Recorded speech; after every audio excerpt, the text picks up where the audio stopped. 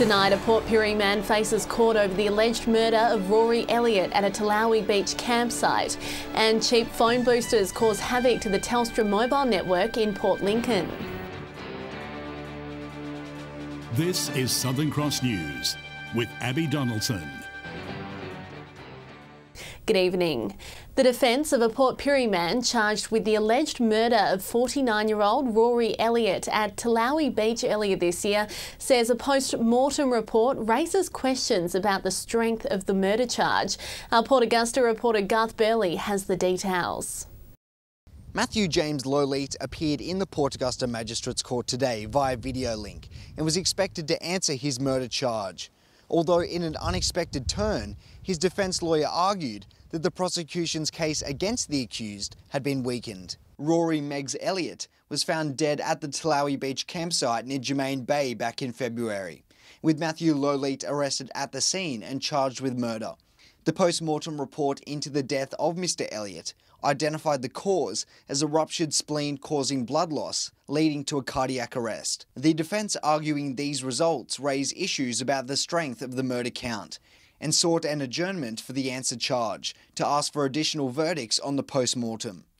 They additionally submitted an application for home detention bail to an address in the Riverlands and claimed that because Mr. Lowleat is nowhere near his hometown of Port Pirie, there would be no intention to interfere with witnesses. The prosecution said they would oppose any form of bail. However, Magistrate Forrest concluded that he would order a report for home detention. Mr. Lowleat will learn the fate of his bail application when he appears in court next Friday. Cheap phone boosters have been causing havoc to the mobile network around the Port Lincoln Marina. Telcos have discovered 2 of the illegal repeaters and warned those caught using the devices could face big penalties. They're the illegal devices causing major disruptions to the local mobile phone network. And after reports of mobile network issues around the marina, Telstra went in to investigate in hope of finding the culprits. So what we found in the marina is 2 illegal repeaters. We found one last week and one yesterday. Mobile phone repeaters are used to boost signal to telecommunication networks and often used by those at sea. Typically in recent times we've found them on boats. Obviously they want to improve the performance of the mobile network when they're out at sea. There are approved devices that can be used without causing network interference. However, many people can get caught out buying cheap repeaters online and are unknowingly shutting down nearby coverage to mobile phones and EFTPOS machines. Sometimes people don't know and inadvertently they can buy an illegal device on the internet. There can be a hefty price to pay if caught with an illegal repeater. Penalties include a $360,000 fine and even jail time. So, it's really important to make sure that, you've got a legal device and it's registered with the ACMA. Casey Trelaw, Southern Cross News. A new report has underlined the importance of mining and steel making to South Australia. The Chamber of Mines and Energy claims it's further proof the government needs to reconsider its approach to the industry. Mining is the lifeblood of many of the state's communities. Our region is home to mines and exploration sites, with millions of tons of iron ore, gold, copper and uranium exported. And its value to SA has been recognised in the latest Resources and Energy report. $3.7 billion in exports, and that equates to an impressive 32% of the total state exports. 11,000 are employed in the sector across SA. Uranium mines at Beverley and Olympic Dam north of Port Augusta are responsible for 75% of the nation's exports.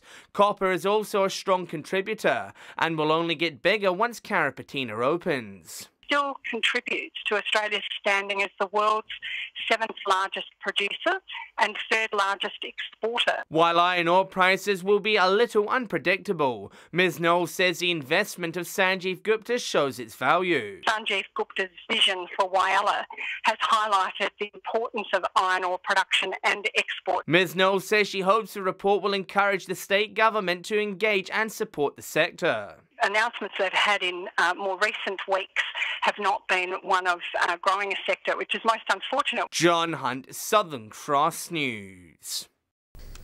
Port Pirie's council election is heating up to be a three-way mayor's race, with each man putting in his claim for the city chair.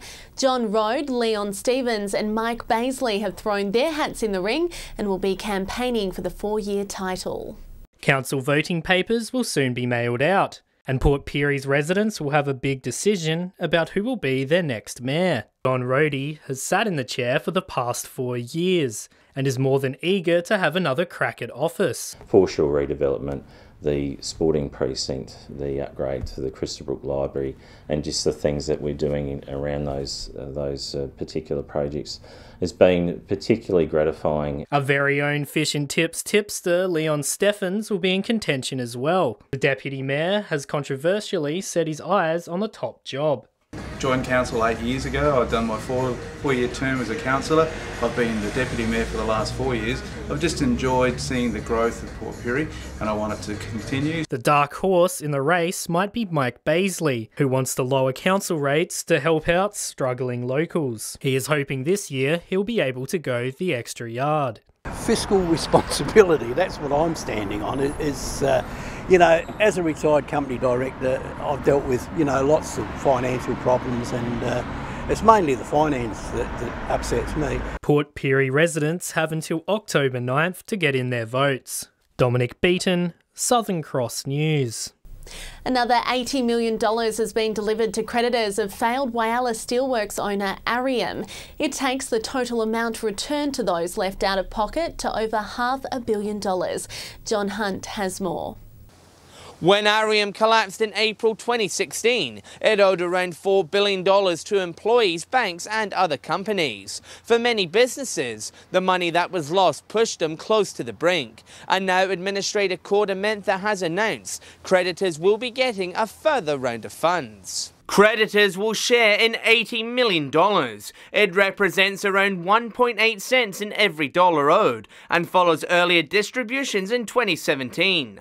Combined, creditors have received around 15 cents to the dollar. Some Whyalla companies were given loans by the state government in May 2016 to cover outstanding debts and save them from closure. To date, $660 million has been distributed. In a statement, Corda Mentha says further funds will likely be made available once they've sold other assets. Meanwhile, an investigation is continuing into whether any corporate laws were broken prior to administration. Still to come tonight, the Port Lincoln CFS will be boosted by 2 new choppers this fire season, and the Silver City Cinemas grand plans to transform itself into a multi-screen complex. Welcome back. The Port Lincoln CFS is looking forward to welcoming 2 new choppers to help with the upcoming fire season. They'll be used to provide tactical information to firefighters both in the air and on the land.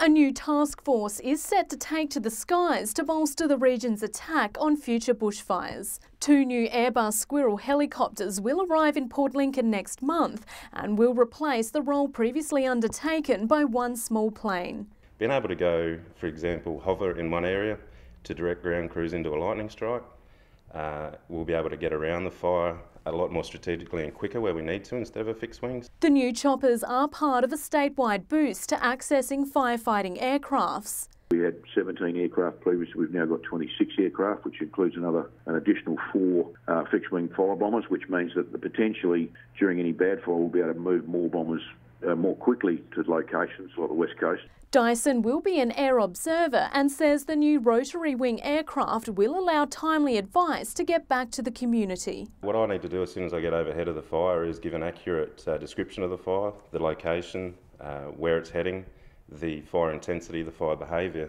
Having recently returned from deployment to the devastating California fires, Dyson looks forward to bringing back new fire safety skills to his local crew. The lessons learned from there that I can bring back is certainly valuable to us. The fire danger season is expected to begin next month. However, with minimal rain received across parts of the region, there are concerns for the season ahead. Casey Trelaw, Southern Cross News. Well, kids have taken time out of their school holidays to get their hands dirty for the local environment, planting trees for a belated National Tree Day event. Held at the Arid Lands Botanic Gardens in Port Augusta, the joint initiative of Planet Ark and North Point Toyota saw our youngest gardeners plant 150 shrubs. School holiday time, we're getting all the kids and the families coming out, good for the environment and a great place to be doing it here at Arid Lands. Organisers say they're pleased with the turnout and hope for another big community event next year. The Silver City Cinema has unveiled grand plans to transform itself into a multi-screen complex. The owners say with the amount of movies being made these days, it's hard to keep up with just the one theatre. Coming soon to the Silver City Cinema, a major upgrade. We're building a cinema complex. Broken Hill's only cinema will receive a big facelift with plans to move from a one-screen facility to 4 screens. City Council is currently reviewing the grand plans. Our architects asked for advice just to start off with. Once the advice is given and if everything's okay, we will lodge the full DA approval to Council. The project will be completed in 2 stages. Stage 1 will focus on building Cinema 3 with 100 seats and the Gold Class Theatre with 20 seats. Completion expected to be in December next year. Stage 2 involves cutting the main theatre in half and creating 2, but that's a couple years down the track. You see, the good thing is we don't need to be closed for this project. So the big cinema will still be operational because everything will be built downstairs, so nothing will need to be closed. The Silver City Cinema will expand into a neighbouring accounting firm that'll be where Cinema 3 is built. Ashton believes Broken Hill is on the up and deserves a first-class movie venue. As well as America, the film studios, they're releasing a lot more movies and we can't keep up with them anymore. So this is part of our plans to show more movies. Patrick Reinke, Southern Cross News. A Port Pirie hockey lover has gained statewide recognition for her volunteer work. Joanne Firm has been involved in the sport for almost half a century and isn't planning on stopping anytime soon. South Australia's junior hockey tournament was a big hit, as more than 1,000 fans and competitors duked it out in the grounds behind St Mark's College. The 3-day event required a lot of work to accommodate families from across the state. One of the unsung heroes making it all happen was local volunteer Joanne. She's got outstanding skills and has been able to transfer those skills into strategic planning and also to work as a highly respected person within hockey within South Australia. Joanne's efforts have been recognised through her acceptance of a prestigious Santos Award, the sole winner of the award in the state. And honoured to be able to accept this award this year, but you know, I'm only one person. It's the committee, so I do a bit of work. The committee does heaps of work as well. Jo has been in hockey for nearly 50 years, spending almost her entire life competing on the field and behind the clipboard. She was ecstatic to see Port Pirie dominate the recent tournament, with under 13 and 15 girls taking home gold. The under 18 boys and girls also fared well, both drawing in first place in their respective divisions. Dominic Beaton, Southern Cross News. Good on you, Joanne. Well, stay with us. After the break, we'll have the region's fuel prices. And in the weather, after the odd shower today, this wet weather isn't going to hang around long, unfortunately. I'll have all the details next. Hello again. Time now to check out the prices at the Bowser. Here's Patrick Reinke. Well, school holidays are here, so it would be wise to shop around before filling up.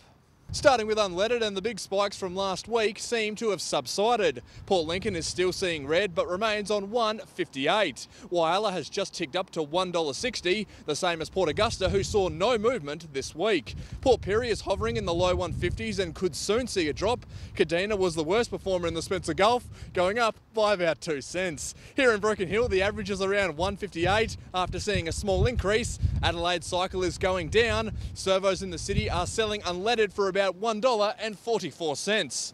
To diesel now, where things are a little worse off. Port Lincoln is up to 156, Whyalla and Port Augusta have both climbed to 159. Port Pirie is the only one to not see any movement. Kadina, though, has gone up by 2 cents to sit on 157. It's starting to get very pricey here in the Silver City, motorists paying around $1.63.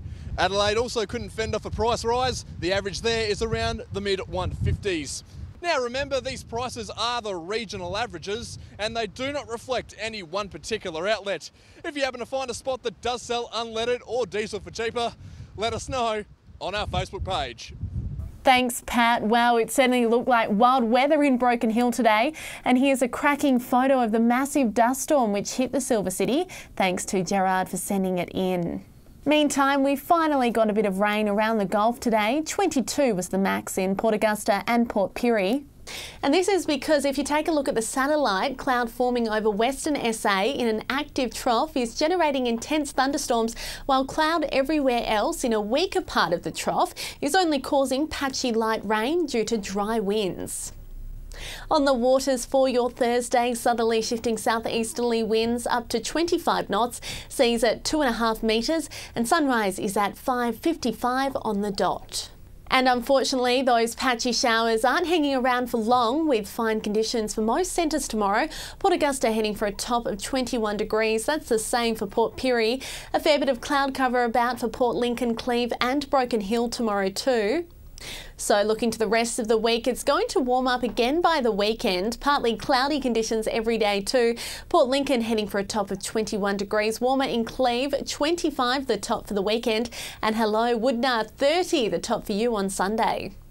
Well, nothing but sunshine to end the week here. Port Augusta heading for a max of 24 degrees on Friday. And after that, the mercury is really set to rise into the high 20s. 30 degrees the max for Port Augusta on Sunday. Warm spring-like conditions for Whyalla as well. 27 the top by Sunday. And pleasant temps for Kadina too. 24 the magic number over the weekend. And lastly, a sunny outlook for Friday here. 23 the top for Port Pirie, warming up to 28 degrees by Sunday. 24 the max for Clare, and temps will hover around the mid-20s for Broken Hill. So lovely conditions forecast for the weekend, but not much rain unfortunately. But here's someone who was certainly excited about seeing some rain after a long dry spell. One local viewer, Ava Walsh, documented the wet conditions in Cal and she just couldn't believe her eyes. It's really rainy! And look, if you look down there, just down there, there's like a whole row. How cute. I think Ava would make a brilliant weather reporter one day. Love the dramatics. And that adorable video wraps up all the local news for this Wednesday. Good night.